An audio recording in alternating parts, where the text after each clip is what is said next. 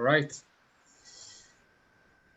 Dear ladies and gentlemen, our distinguished guests, I would like to welcome you all today, our panel on the war in Afghanistan, a litmus test for global Britain. I am Enes Güzel, the president of the Circle Foundation and your moderator for this evening. Briefly, let me introduce the Circle Foundation. Circle Foundation is a non-profit, independent, non-partisan think tank based in London, dedicated to innovative studies on national, regional, and international issues concerning Turkey and the UK-Turkey relations. Today, we will be discussing the Afghanistan withdrawal and takeover by the Taliban and the UK's foreign policy strategy or approach, in other words, the so-called global Britain. The reason we chose the title A Litmus Test for Global Britain is that Afghanistan withdrawal has represented the first real test for the UK foreign policy since the UK has left the EU. So we will be discussing what is next for Afghanistan and what should be the strategy of Britain's foreign policy priorities and how they can be achieved. So let me introduce our panelists for this evening. Professor Michael Clarke, former director of Royal United Services Institute and visiting professor of Defense Studies at King's College London. And he is also the director of the Strategy and Security Institute at the University of Exeter. We will be joined by Right Honourable Afzal Khan MP, who is a Labour MP for Manchester Gorton. Afzal served as Shadow Minister for Immigration between 2017-2019 and Shadow Foreign Office Minister between 2019 and 2020.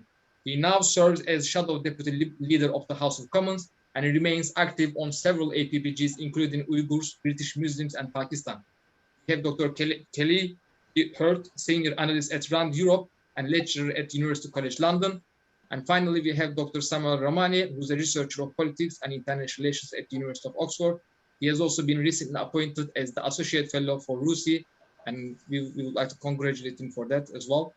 So without further ado, I would like to ask each of the speakers is to start our conversation with perhaps 5 to 7 minutes of their preliminary remarks before we move on to the second part for roundtable discussion. And then for the third part, we will be answering your questions.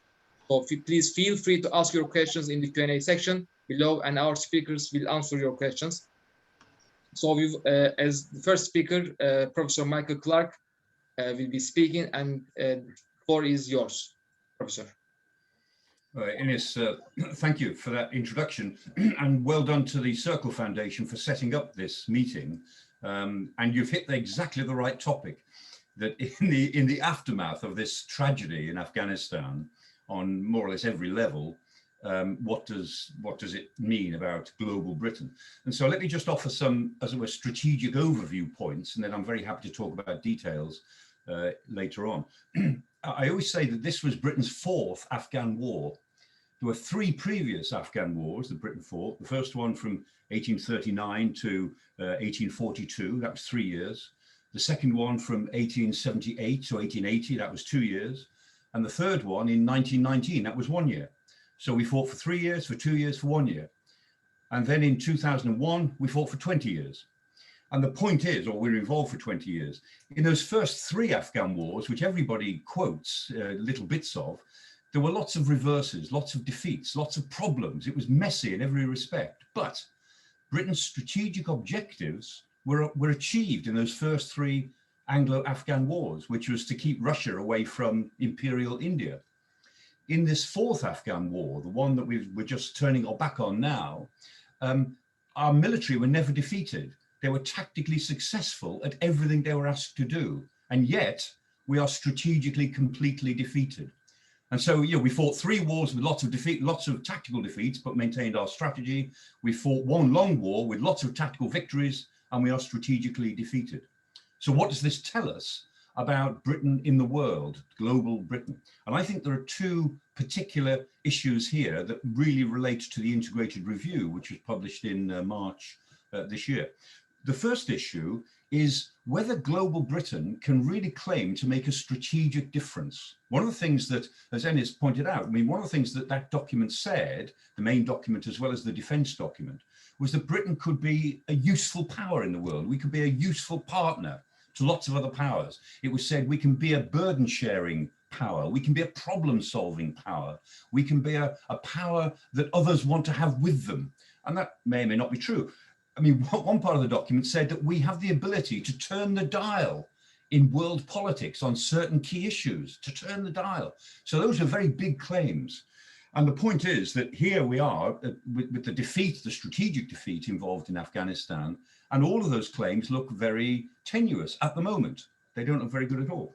We always assumed that working with the United States, we could be what I call the 10% ally, which is to say we spend about 10% on military as the Americans spend on the military. We get about 10% capability for it. And we plug into the American military in about a 10% way. And we always assume that that gives us some strategic influence. Well, the fact is, in both Iraq and Afghanistan, you really can't see much strategic influence. Britain has had very little influence over the broad course of events, certainly not in Afghanistan. And we spent most of our time in the Helmand operation trying to be independent of other American forces, trying to actually do the thing on our own. And in the end, it didn't work out very well. And we had almost no influence over what happened in Kabul, what happened in relation to the broader strategic issues with Pakistan and with China. So the first way in which the problem of Afghanistan reflects on global Britain is this issue: can we be strategically significant? Not dominate the world, of course, but to be significant in some certain areas. Well, at the moment, Afghanistan would indicate that that's very difficult. The second way in which Afghanistan is a problem is because this strategic defeat changes the constellation of power in Central Asia. Things are really changing as a result of this in Central Asia. Effectively now, the United States has given up influence in Central Asia. The US is out. It may find itself involved in bits and pieces, but it is not now regarded by regional powers as a central player or even a particularly interested player. And the power that has benefited most, the strategic winner from Afghanistan, is China.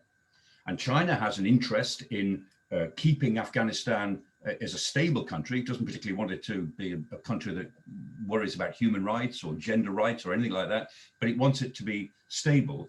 And China, remember, has lots of mineral interests in Afghanistan. I mean, the minerals of Afghanistan are estimated at anything between $1 and $3 trillion. China also has an interest in creating this, the great link between Kashgar and Gwadar. Kashgar up in Xinjiang province, right through to Gwadar on the Indian Ocean, and that part of the Belt and Road Initiative, the link between Afghanistan and Pakistan, that sort of that natural nexus is really very important to China. So China is the big winner from this.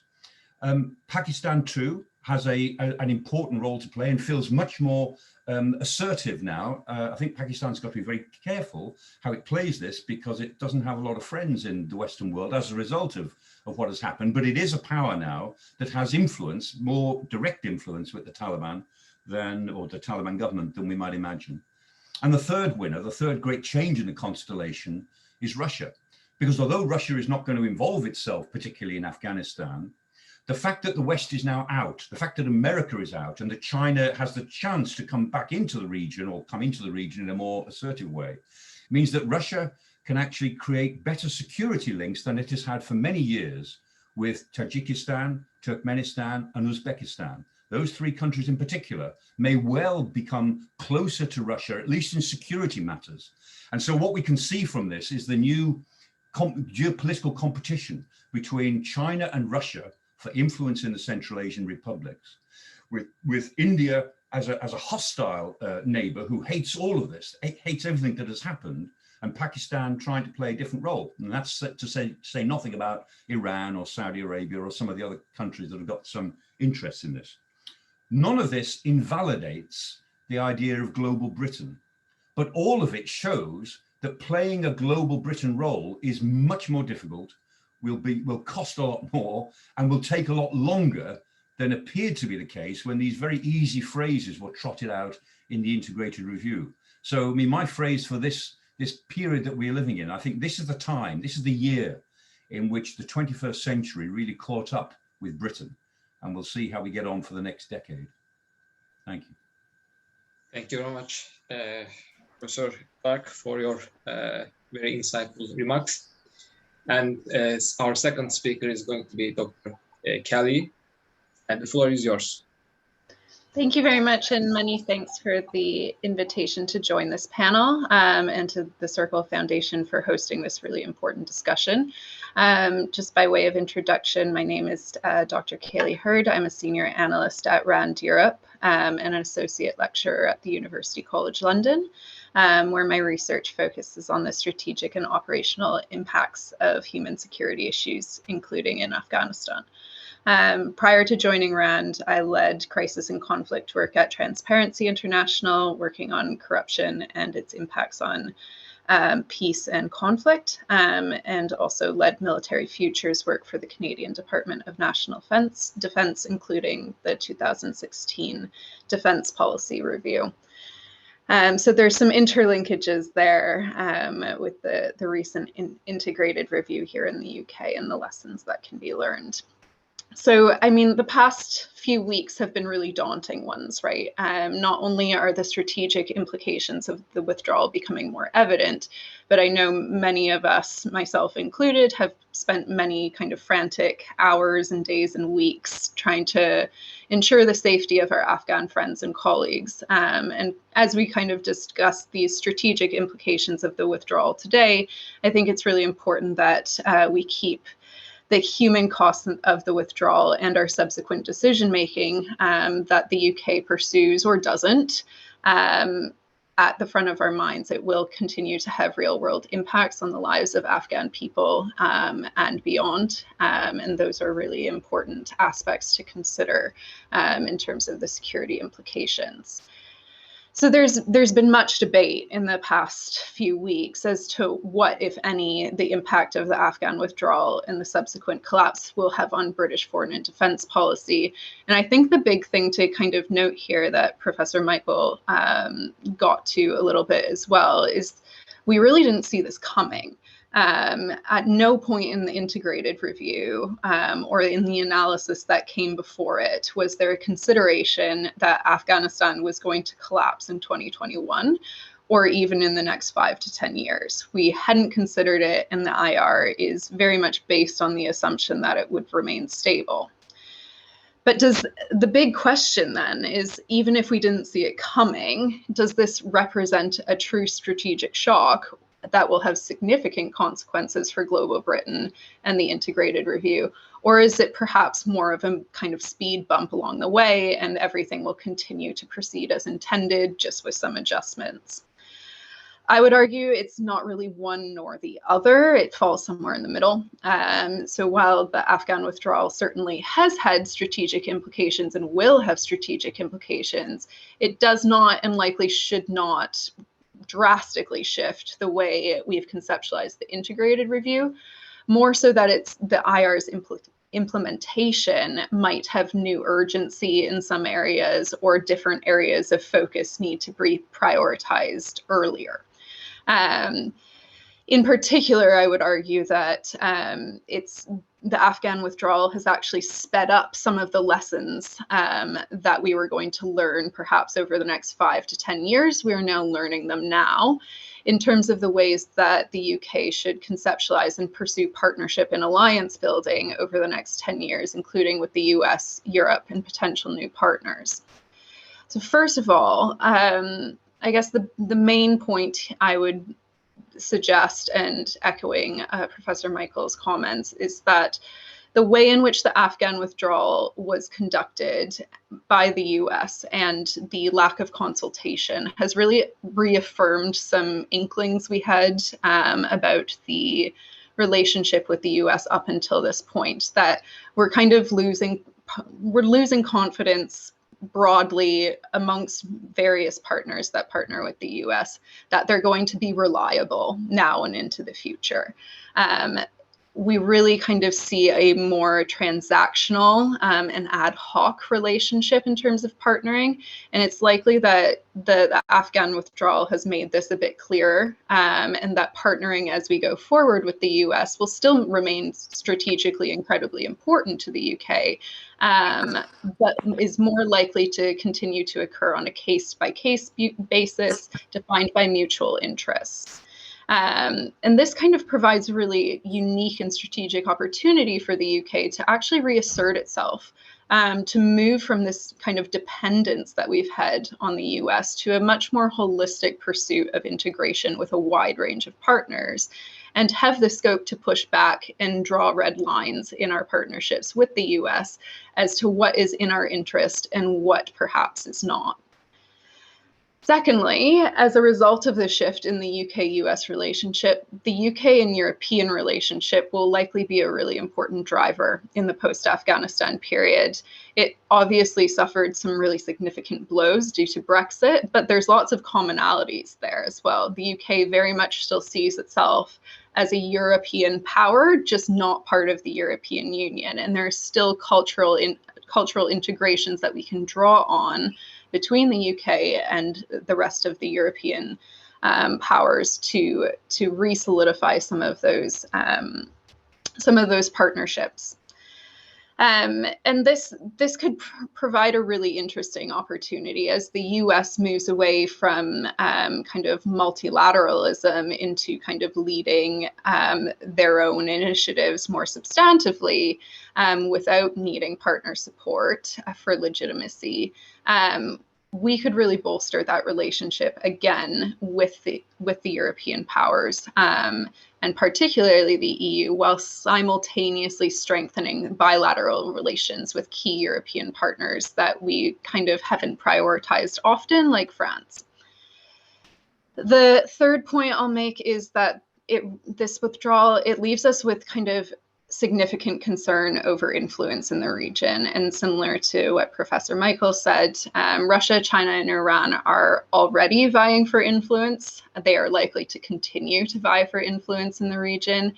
And because the West's focus was so squarely set on Afghanistan, we almost had blinders on for the last 20 years. You know, we had really put all of our eggs in one basket, saying, you know, the US is leading other partnerships in the region. We will focus solely on Afghanistan, because if Afghanistan is a great partner in the region and their government is stable, then we don't really have to do much else. And as a result, we really lack any strong relationships in the region. And this withdrawal will continue to have a very destabilizing impact on the region due to increased migration, serious organized crime, terrorism, the possibility of Russian and Chinese and Iranian influence, driving different strategic aims for these potential partners. So reprioritizing a holistic look at the region and what are viable partnerships there is quite important to us. In some ways as well, Afghanistan has looked more recently as a bit of a distraction away from what the main thrust of the integrated review seems to be, which is this tilt towards the Indo-Pacific. Afghanistan has taken up, you know, a fair bit of bandwidth, and we can repurpose that now that it's not as substantial of a strategic priority, to reinvigorate those Indo-Pacific relationships and re-look at the Five Powers Defense Agreement and other bilateral relationships of interest, where we might look more like a leader of middle powers rather than, you know, the junior partner in a US-UK relationship.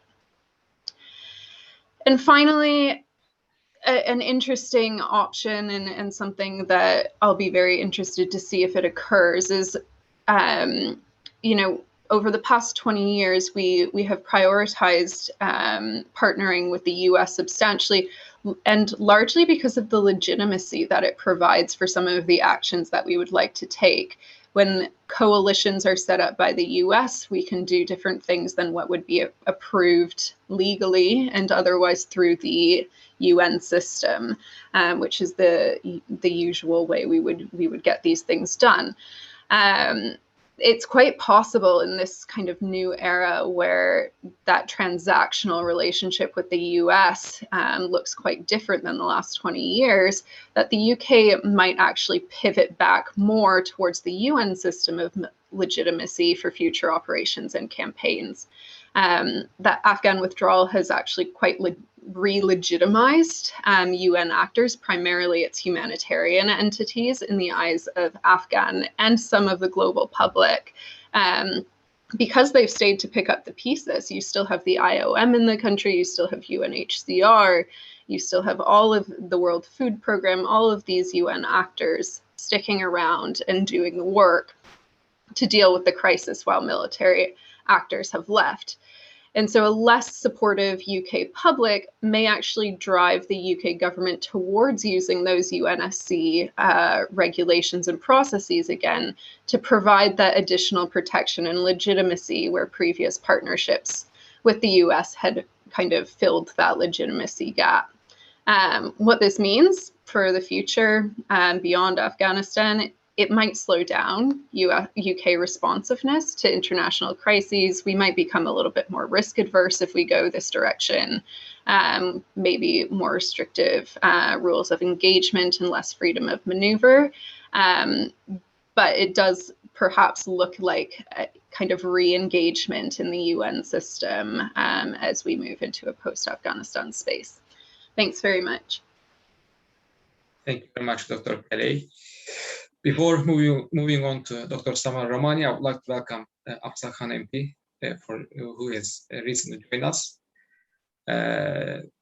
Yes, Dr. Samuel, the floor is yours. All right. Thank you very much for the invitation to speak again at the Circle Foundation. It's great to be here as well as another fellow Canadian, 2 Canadians on this panel. I would like to build on these 2 speeches that I've heard before and also add some of my own insights about what this really means for Britain, while also placing this into the broader systemic context. So I think that the British policy towards Afghanistan is at an inflection point, particularly with regards to the future of Anglo-American relations and with respect to international crises. And there's an ongoing debate inside Britain as to what extent this constitutes a breach in the special relationship. Obviously, the level of consultation or lack of consultation between the Biden administration and Britain during those final days of the evacuations is not as severe a crisis by historical standards as the 1956 Suez crisis or the 1983 war in Grenada, but it certainly raises serious questions about the Anglo-American relationship's future.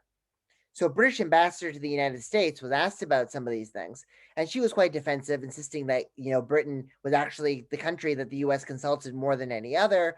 There were regular consultations every step of the way, but that period from August 24th to 26th, during the peak of the evacuations, when there really weren't many consultations, and when Britain urged the United States to extend its mandate in Afghanistan, and that was flatly refused, and Britain's attempt to rally NATO countries in support of that also was rejected, definitely suggests that there were some complications, there were some disappointments here. But even though the consultations might be less than expected, I don't think this is a defining moment in the special relationship that's going to break it down like some of the more histrionic takes that we've seen recently in The Guardian or Foreign Policy over the past couple of weeks will have suggested. What I think it is a bit of a disappointment in terms is relative to the expectations that the British government had for the Biden administration. So the Conservative Party was divided, obviously, on who they would have wanted to have seen win in the election, but the general idea was that Biden was going to promote a much more multilateral approach to withdrawal from Afghanistan. And Biden made that very clear in his April 14th speech announcing the withdrawal. It basically said, we all were in this together, we all were partners together, and we all will exit together. So, and British policy in general has sometimes modified itself around the margins or even in substantive ways to dovetail with the new administration's policies. For example, when Biden kind of decided to try to lower the temperature with Russia in terms of engagement, even though the Anglo-Russian relationship is in an acute crisis, the British were very enthusiastic about the Biden-Putin summit. They praised it, and they even offered a Johnson-Putin summit modeled after it. We've seen Britain move with respect to China, in particular with the issues of cybersecurity and Microsoft and some of these other things. So taking a firm movement away from kind of seeing China as both a partner and a threat to now embracing the American narratives on China. So Britain is in a situation where it's done a lot to dovetail with American policy, but it doesn't really feel like it's gotten it in return in a moment of crisis when it needed most. So that's the question here. Will British policy now be more independent from the United States on issues relating to great power competition, Russia and China? I think that the Afghan experience could change that without Britain deviating from the NATO mainstream. So I think that that's one thing to watch over here. Moreover, I think that this withdrawal from Afghanistan, which is going to be coupled with and paired with an imminent withdrawal from Iraq, is going to lead to a broader set of policy debates within the British FCDO, as well as within British academic and policy circles, about what this new policy of US restraint will mean for Britain. Can Britain meaningfully exert leverage in security crises without the United States? And obviously, the withdrawal from Afghanistan has many people looking at Yemen and Somalia as immediate proximate points. In Somalia, Britain is continuing to actively train the SNA and is continuing to work with East African partners, including Kenya. The African Union really hasn't been able to do the heavy lifting. France is not so involved. It's more in West Africa. Russia and China aren't involved. Britain has a very important and pivotal role to play there. Can Britain play a legitimate security role in containing extremism like al-Shabaab on its own? I mean, that's something that the Afghan experience and the Somali experience, I think, are going to be quite interesting to look at. And we should draw parallels between them. And I think that the future of Britain in both is going to be quite broadly defined. Similarly, if Britain cannot project power in Afghanistan, that may make that difficult. Also in Yemen too, I think that Britain was much more willing to continue to stay the course and remain involved, even when the Biden administration was considering a withdrawal. So can Britain maintain a foothold there, or will it revert back to its pre-2015 policy of restraint there, basically saying that the Houthi coup is a Yemeni affair and come back? So the other question that really comes from the Afghanistan withdrawal is Britain going to follow this course of new American restraint, or is Britain going to try to exert outcomes and deal with counterterrorism with its own set of policies and in a quasi-unilateral fashion? I think that that is something that's been an unsettled matter of British policy that's come to the fore as a result of the developments in Afghanistan. So that's a little bit about the Anglo-American relationship, a few questions that I think could be raised that I think are interesting to look at. Now I want to just provide some assessments of what Britain can actually do, given the fact that it has limitations of capabilities, but also this ambition of being a global power in the context of the modern Afghan crisis. So it's clear that British policy in Afghanistan really put all its eggs in one basket. It really did, definitely, put all its vested interests in supporting the existing Afghan government. It was only on the 13th of July when the British actually made with Dominic Raab, making a very clear statement that we would engage and we would cooperate with the Taliban if they became a partner in the government. Keep in mind, that was them becoming a partner, being integrated into the military intelligence services, some kind of intra-Afghan coalition agreement breakthrough, what they were thinking about. They weren't even thinking about a takeover of Kabul. And then the messaging was all over the place in the aftermath of the collapse of Kabul. You had Nick Carter basically arguing that Britain should accommodate the Taliban without recognizing it. And that kind of became something of a mainstream policy, engagement without recognition.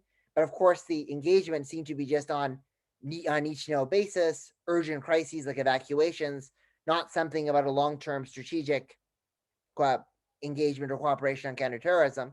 You really weren't seeing any rumblings within Britain comparable to what Mark Milley was even arguing in the United States, that the Taliban could be a bulwark against ISIS-K, and that there could be, which I think U.S. policy has moved away from, but that was an idea that was floated out. Britain never really went that way. So Britain is completely unprepared and completely really lacks leverage with regards to the Islamic Emirate of Afghanistan in terms of engagement. So that's a major limitation. Another even more frustrating limitation, given the fact that Britain has tried to champion human rights in Afghanistan, like from everything from female education to basically dealing with the socioeconomic situation there, is that the Afghan resistance and the anti-Taliban forces really did not turn to Britain for help.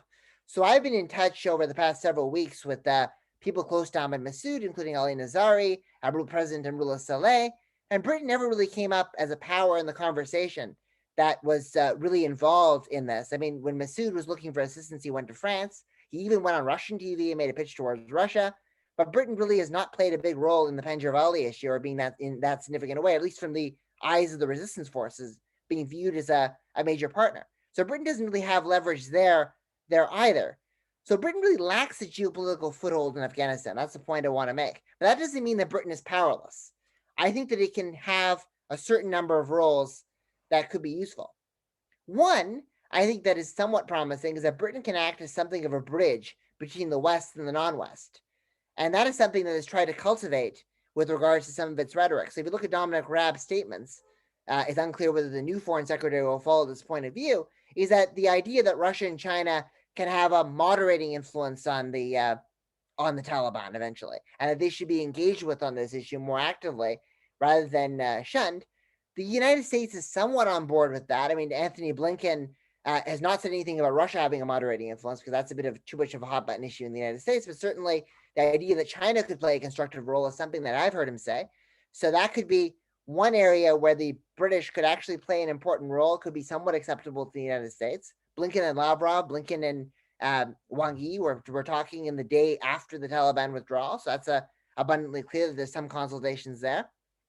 The brainchild for the G7+2 idea, which Russia did not go along with, but was unveiled by Japan, a lot of that actually came through from British policy circles and British involvement in the United Nations. So Britain can play this kind of a role between the West and the non-West. And that could be an important area for it within the context of global Britain. And that's something that we should watch. And it might even be able to steer European and American policy in a limited sense towards that. So that's the one thing that I want to show. And another issue, obviously, is Britain going to be able to take leadership roles or more of a decisive stance on particular security issues that emanate from Afghanistan? So while the unilateral ability to deal with counterterrorism might be limited, it's important to keep in mind that under Tony Blair, and even arguably on to 2011, the British were playing a very active role in the struggle against anti-narcotics. And that's an area that's of vital importance to a wide variety of international actors, but there's a paucity of coordinated strategy, and there's a paucity of governance and leadership in this regard. Obviously, this is something that the United States will want to deal with seriously, but also Russia will want to deal with seriously. It's often said, after all, in Moscow, that the deaths from opiate overdoses from Afghanistan have killed more Russians than the Soviet war in Afghanistan to begin with. 95% of heroin on British soil comes from Afghanistan. So this is an area where there's possible synergy with this idea of bridging the G7+2. It could actually happen in anti-narcotics. That's a role that Britain has championed in the past. That's a role that Britain can play a role in. Looking at the humanitarian standpoints and what Britain has tried to do in Yemen in terms of facilitating interstate dialogue, in terms of dealing with food security issues, in terms of dealing with humanitarian crises, maybe Britain can also piggyback off of what France is trying to do with this safe zone humanitarian corridor in Afghanistan and deal with that. That's another area of involvement. So I think in terms of mitigating the immediate humanitarian situation, the initial supply of British aid to Afghanistan is a good sign. Even Taliban-aligned social media accounts and Taliban-aligned figures I've been speaking to have viewed this as a positive move, even if they're quizzical about accepting aid from a Western country and what that might mean for their sovereignty. The fact that just Uzbekistan and Qatar have come through, China promised $31 million in aid, now they're only giving $15 million. Britain's aid to Afghanistan is actually quite meaningful and substantive. So I think in the humanitarian sphere, their fast reaction can be a promising thing. I think on leadership on narcotics policy, something they have a history with, there's West to non-West dialogue. So I don't think that Britain is out of the game, even though they do seem to have limited leverage with regards to being able to shape developments unilaterally on the ground. And finally, one final point is Britain and Pakistan. So I was just in touch last week with Ahmed Wali Masood, who's the former ambassador to the UK, and I asked him, what's the single thing that Britain can do? And he said, Imran Khan and British officials have deep relationships. There's a lot of close relationships between Britain and Pakistan. He thought that Britain could be uniquely suited in terms of acting as like kind of a soft power conduit, if you will, like not being able to exert coercive leverage on Pakistan, but being able to use moral suasion and courage to steer Pakistani policy away from its worst impulses. So that's another thing that maybe we should watch as well. Britain will try to do that, obviously, without offending the other elephant in the room, which is India. So that's just a few ideas of what Britain can do and what I think this means for Anglo-American relations, and whether there can be a new British debate on restraint mirroring the American one, or will Britain go its own way? So I'm just going to leave it almost ending with a question. Thank you for the opportunity to speak here. Thank you very much, Dr. Samuel. And we will move on to our last speaker, Afzal Khan MP. And the floor is yours, sir. Thank you very much. And let me start by first of all apologizing for being late. I had to do the voting in Parliament. So thank you as well to the Circle Foundation for inviting me to speak at this timely webinar. It was great to hear insight from this team panel. The situation in Afghanistan is worsening by the hour. It reflects the catastrophic miscalculation by the US and UK of the capacity and legitimacy of the Afghan government and the resilience of Afghan forces. The country now faces a tragic step backwards in the gains for which UK soldiers, diplomats, NGO workers, and their coalition and Afghan partners have worked so hard for. There are very serious questions about the failed political and development strategy of the last few decades, and we are now confronted with a dire humanitarian and refugee crisis, which I will be exploring in a greater detail today. And I hope for the sake of the people of Afghanistan, we can work towards building a coalition for peace that will help build much needed stability, which includes economic prosperity and harmony. Much of the criticism has landed at the doorsteps of the Biden administration for a poorly planned withdrawal that has left US citizens and Afghan allies at risk. It can be argued that the immediate crisis might have been averted if evacuations of coalition personnel and Afghans who worked with the US and UK had started sooner. Clearly, the US administration underestimated the speed at which the Afghan security forces would collapse in the face of the recent Taliban offensive. But even if the US exit had been better planned, the Taliban takeover would have occurred sooner or later. What I find incredibly disappointing is the lack of an exit strategy and no plans made for the people of Afghanistan. The total cost of British military operations in Afghanistan since 2001 was 22.7 billion, according to the government, a stunning figure. And we won't mention about American figures, they're even a lot worse. Any reasonable assessment of military efforts of the past 2 decades and beyond must also grapple with the fact that the US intervention often makes matters worse by paving the way for the development of new, more determined, and more deadly adversaries. This was the case in the Carter and Reagan administration's decision to arm and train anti-Soviet Mujahideen to fight back against Moscow's occupation of Afghanistan. A significant portion of the fighters trained and armed by the US included foreign fighters went on to form the core of Al-Qaeda, which was responsible for the 9/11 attacks. The phenomenon has been referred as the boomerang effect, arms sales, training, and military interventions coming back to haunt the nations engaging in them. Fast forward to 2021, the withdrawal of the international military forces has gone ahead in the absence of a peace deal and against a backdrop of escalating violence in Afghanistan. The international community is adjusting and must adjust to the new reality in Afghanistan and is recalibrating its approach. We urgently need a global coalition working towards stability, peace, and helping the Afghan people. First, we must prevent Afghanistan from ever even becoming a safe haven or harbor for terrorists. Secondly, we must prevent a humanitarian disaster and support refugees wherever possible in the region. And third, I would say is that we must preserve regional stability, which risks being shattered by the combination of renewed terrorist threat and exodus of refugees. Afghanistan sits between 3 primary state-based threats identified by the government's integrated review: Russia, China, and Iran. The withdrawal of NATO and the inability of the Afghan government to maintain internal security provides an opportunity for malign actors who may threaten and ultimately undermine our interests abroad. We have already seen reports indicating that China has made headway in striking a deal with Taliban. We must hold the Taliban and other factions to account for their conduct, including in particular for human rights, and on their treatment of women and girls. Ethnic and religious minorities also face an uncertain future. And I raise the very serious fear Afghan Uyghurs rightfully have in parliament just last week. The Hazaras, who are mostly Shia Muslims, have been subject to violent attacks. As an MP, I have received a high volume of serious and sensitive cases, including constituents of Hazara Shia's background. The targeted violence against journalists, activists, human rights defenders also increased in 2020.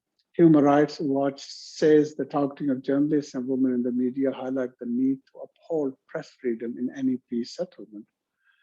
The International Red Cross currently is present in all provinces in Afghanistan, and I know that other charities such as Islamic Relief are still on the ground working hard to deliver life-saving aid to the most vulnerable. Amidst the humanitarian crisis that is unfolding, of course, we are still battling the COVID-19 pandemic. Really worryingly, only 2% have been vaccinated in Afghanistan. We desperately need to ramp up medical aid and assistance to help Afghan navigate through this crisis. On the refugee crisis, the Home Secretary's decision to cap the number of refugees that the UK will accept at 5,000 per annum has not been met with the greatest enthusiasm. Neighboring countries, Pakistan and Iran, saw the highest numbers of Afghanistan's refugees and asylum seekers last year. Almost 1.5 million fled to Pakistan, and in 2020, this also with Iran hosting about 780,000. According to UNHCR figures. A bit of generosity from the UK would go a long way to helping to resolve the issues at the borders. Now, refugees now also face the threats of trafficking and abuse along the way, issues which need to be urgently addressed. Now, these are immediate concerns, but we are also concerned that for a generation of young Afghans, the future that they have expected is unraveling in front of their eyes. The UK government has overseen a series of chaotic failure and miscalculation in Afghanistan that have damaged our international reputation, weakened our security, and tragically meant Brits and Afghans who worked alongside us have been left behind. Despite having 18 months to prepare for withdrawal, their failure to plan, their inability to influence others, and the complacency they have shown towards the deteriorating situation in Afghanistan has resulted in the chaos we have seen over the past weeks. Britain has an obligation to help people who have been left in Afghanistan. We need to pull out all the stops to help those Brits and Afghans still in danger to flee. We should also play a leading role in focusing international efforts to address the humanitarian and refugee crisis. Today is also the International Day of Democracy. Democracy is as much a process as a goal, and only with the full participation of the support by the international community, national governing bodies, civil society, and individuals can the ideal of democracy be made into reality to be enjoyed by everyone, everywhere. The values of freedom, respect of human rights, and the principle of holding periodic genuine elections by universal suffrages are essential elements of democracy. I hope that the Coalition for Peace can help facilitate this and address the immediate threats which Afghanistan is facing. Thank you.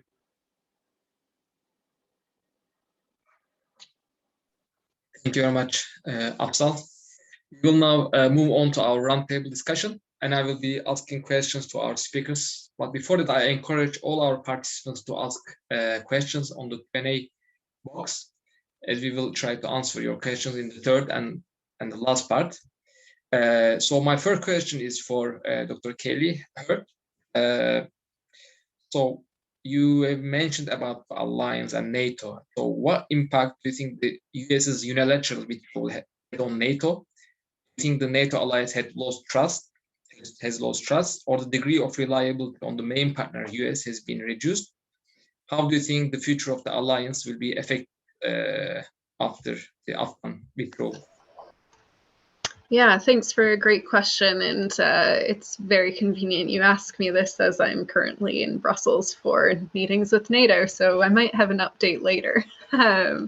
So generally speaking, my kind of take on the impact of this on NATO is that the unilateral nature of the withdrawal and how it proceeded without large amounts of consultation has resulted in a slight loss of confidence in the role that the US will play into the future within the NATO alliance.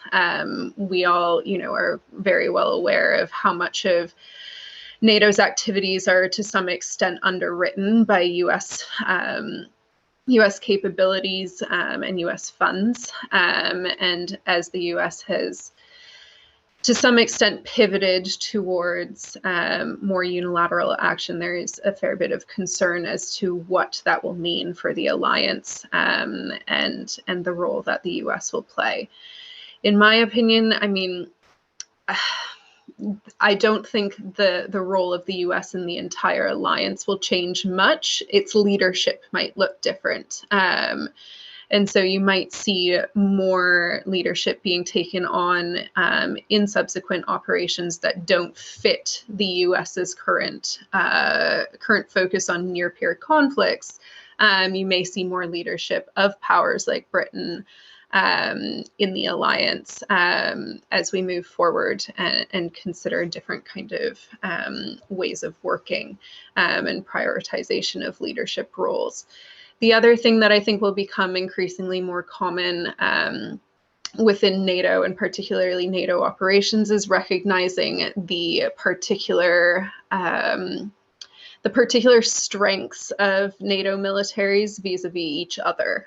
So as we move towards increased integration, which powers can lead on which types of things, whether it be artillery, whether it be command and control, whether it be intelligence, etc. How can we combine various different capabilities in an era, of middle power relationships where we might not be able to do everything by ourselves? And how can we combine abilities appropriately without the US's, more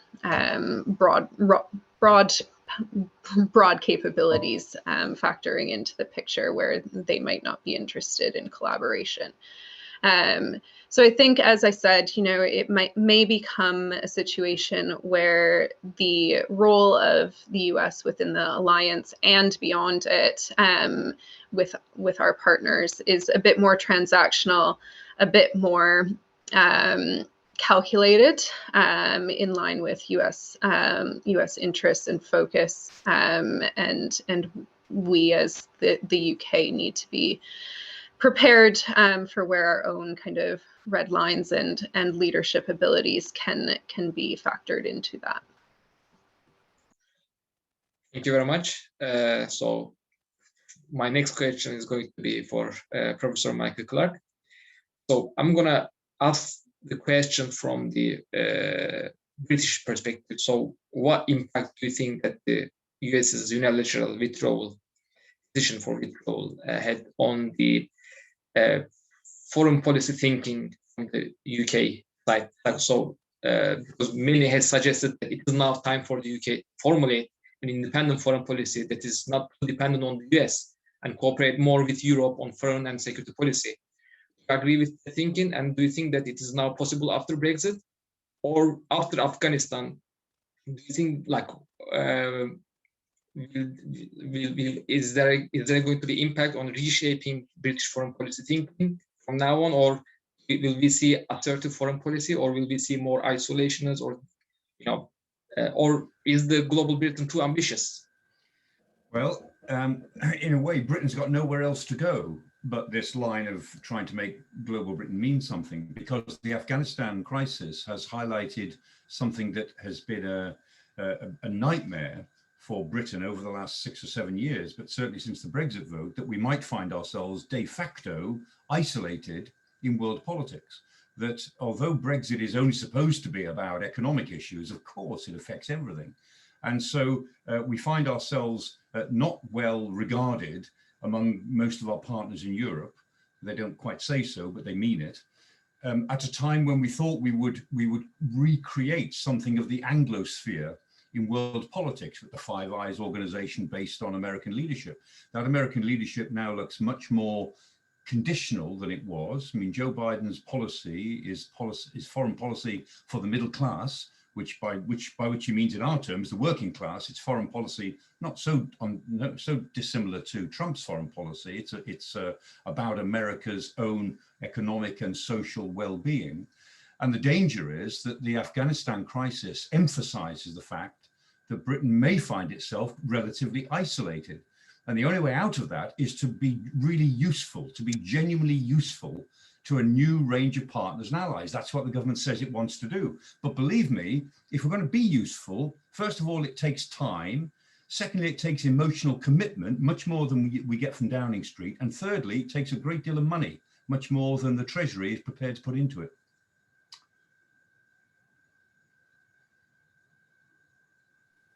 Thank you very much, Professor. So my next question is going to be for Samuel. So following the withdrawal, Samuel, there is now a power vacuum in Afghanistan. China and Russia is also in talks with Taliban for the reconstruction in Afghanistan, and they are now coordinating with other key countries such as Pakistan on this. So China, for example, announced last week it would send $31 million worth of food and health supplies to Afghanistan. So how do you think it will change the balance of power there, and how the US and Britain can protect the Western interests in Afghanistan? And I'm going to combine with my second question because we have very little time left, Samuel.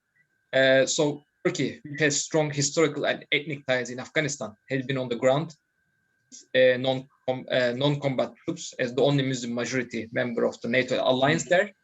And Turkey is still working with Qatar on restoring the airport and ensuring it is up and running for passengers and humanitarian aid. How do you think the UK can cooperate with NATO ally Turkey on Afghanistan? Well, yeah, go ahead. Yeah, thank you. Many excellent questions there. I think that basically with the withdrawal from Afghanistan, there were several different international reactions. You basically had a reaction from Russia, China, I would say Russia, China, Pakistan, and Iran, which to some degree were trying to accommodate the Taliban's rise, trying to engage with it. You had Turkey, which has kind of been accommodating it, but with a degree of caution. You've had Saudi Arabia, the UAE, and to a lesser extent India, actually they emerge as spectators, even if their actual views on the Taliban are quite disparate. And then you've seen the West kind of pursue this policy of engaging without recognition. And the problem with having 4 different strategies towards Afghanistan means the strategic coordination between powers with different policies is by definition quite limited. I would say that China is in the pole position to probably take advantage of a lot of the reconstruction contracts inside Afghanistan, but it's important not to overestimate the degree to which China has influence there. It's important to keep in mind, for example, the Mezeniak copper mine was a contract that was signed in 2008, and now we flash forward 13 years later, and there really hasn't been any significant progress over there. So when Ziaul al-Mujahid says that, the Taliban-led Afghanistan is going to join the Belt and Road Initiative, China is going to be their main partner, its history suggests that we shouldn't really overestimate their degree of access to rare earth metals and their degree of access to reconstruction contracts. Moreover, I think the security dimension of the Chinese relationship with Afghanistan is often underplayed, and much of the Chinese economic investments really depend on the Taliban not having ties with East Turkestan Islamic movement, but that assumes the Taliban is a centralized organization. The factionalism within the Taliban could lead to Taliban bringing orders from the power vertical to refrain from those type of ties, but local level ties across borders forming.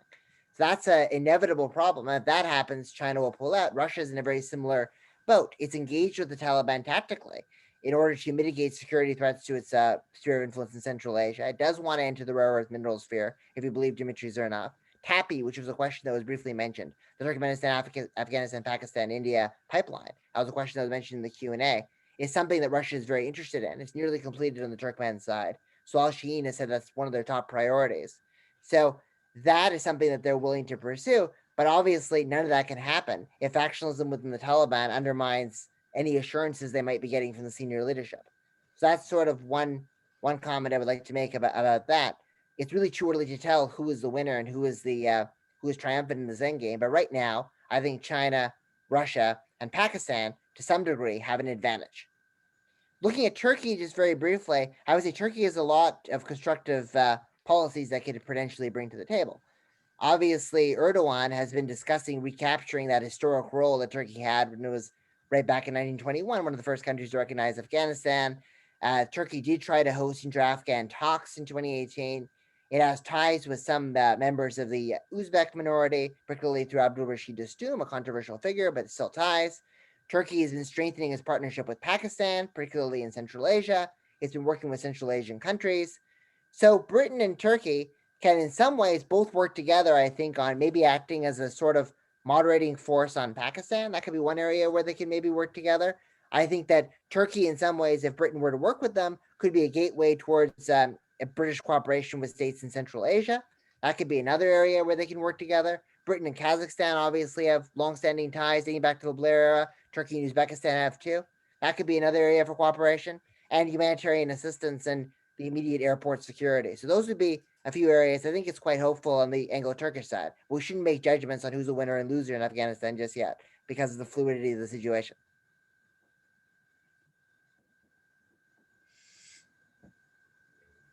Thank you very much, Dr. Samuel, for this. As we have a couple of minutes left, my last two questions for Afzal. So my first question, Afzal, so the government says the Afghan citizens resettlement scheme will aim to allow 5,000 Afghans to settle in the UK with a long-term total of 20,000.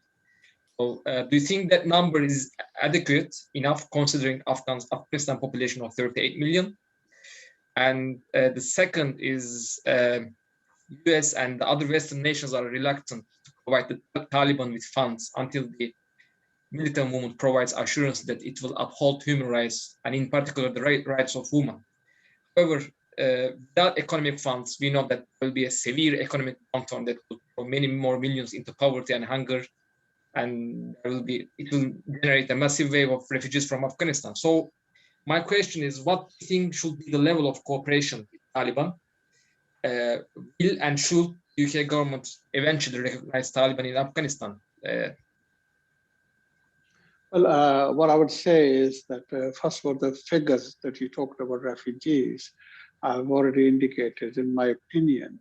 If you look at the neighboring countries and if you look at the sheer number of years that they've been dealing with millions of refugees, both in Pakistan and Iran, if you expect these neighboring countries to open their borders to help with those refugees, they're not going to be willing unless there's a better understanding.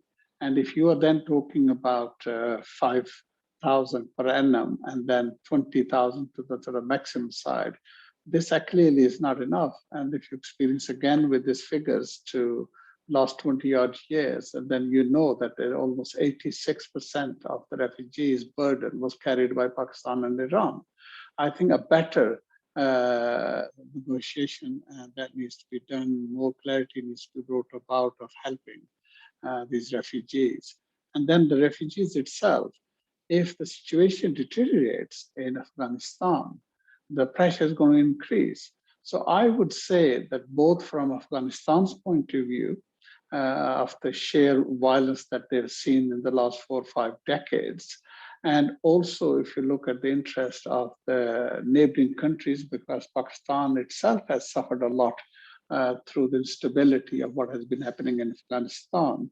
And I'm sure it's the interest of China also to manage this situation better because of this situation of Uyghurs that they are dealing with.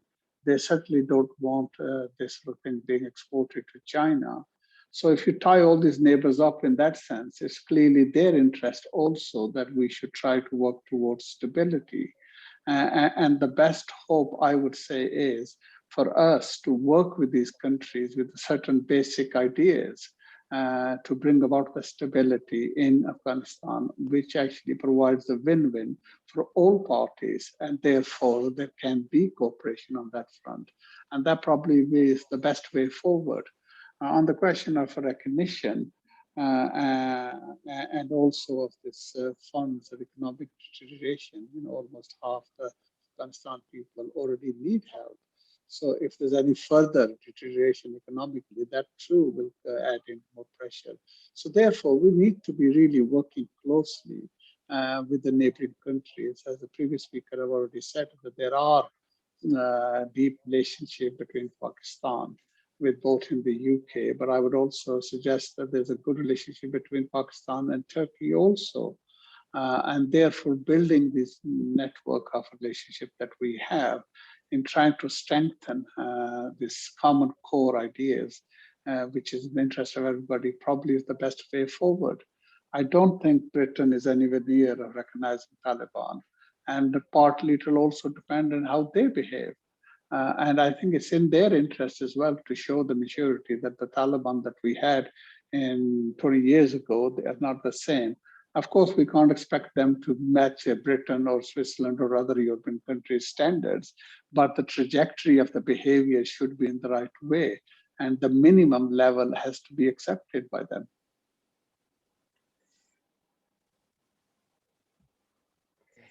Thank you very much, Afzal. So, and we are coming towards the end. So I'm going to end it here as the time is 8 o'clock. But I have to say, I have taken a lot myself and ponder on, and it was incredible being such an incredible distinguished speakers among you. So I would like to thank you all for joining the panel today. And Dr. Kaleigh Hurt, Professor Michael Clarke, Dr. Samuel Ramani, and Right Honorable Afzal Khan MP, who have joined us tonight. So thank you very much for joining. And it was a great pleasure for me as your moderator to be amongst you and in listening. We look forward to seeing you in our upcoming events, and I wish you a great evening. Thank you very much. Thank you. Thanks very much. Bye-bye. Good night.